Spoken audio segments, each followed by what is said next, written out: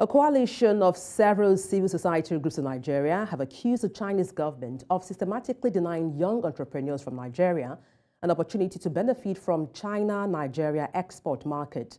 The group accused the Chinese embassy of refusing to issue visas to Nigerians owing to manufacturing businesses in Nigeria and China as a strategy to cut them off from the market.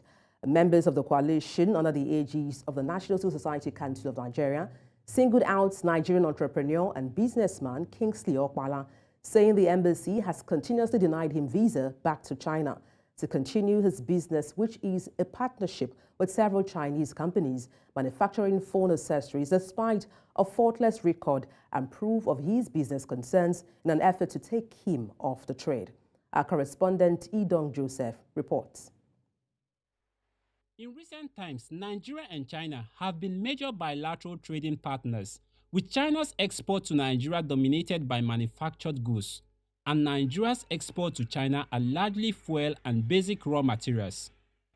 While this structure suggests that Nigeria is more dependent on China's exports, some Nigerians have taken advantage of the situation by owning their own manufacturing companies in China or partnering with their Chinese businessmen to import manufactured goods into the country.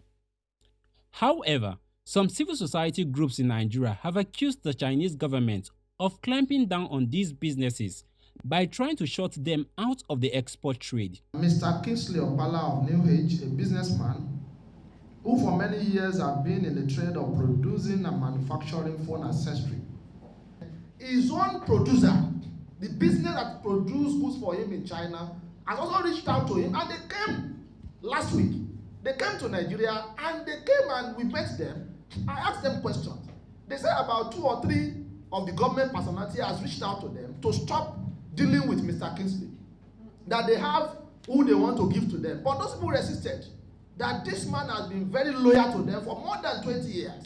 The person in question have traveled to China over 30 times. So when did it become invalid?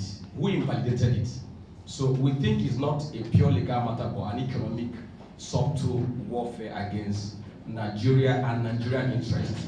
Members of the coalition took to the streets of Abuja to the Chinese embassy in Nigeria's capital, expressing their displeasure to the Chinese embassy for this plot which now denies Nigerian businessmen with businesses in China visas to return back to their businesses.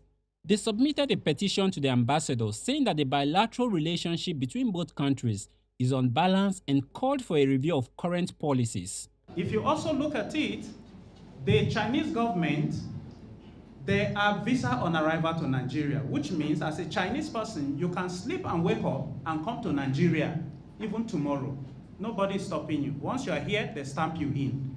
But as a Nigerian, you can't live here and go to China. And even on the visa processing, it's so frustrating that you don't just go to China and do business. So what they're doing, they frustrate our business people and encourage their own people. The balance of trade is very skewed.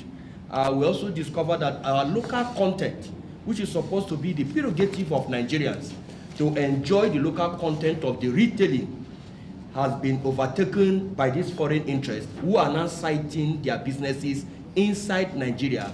The civil society will continue to call on Nigerians to look into our bilateral trade policy and relationship with the government of China. After waiting for several hours with no administrative staff at the embassy to attend to them, the group issued a 48-hour ultimatum urging them to address the issue at hand or face picketing of activities at the embassy and across Chinese businesses in the country.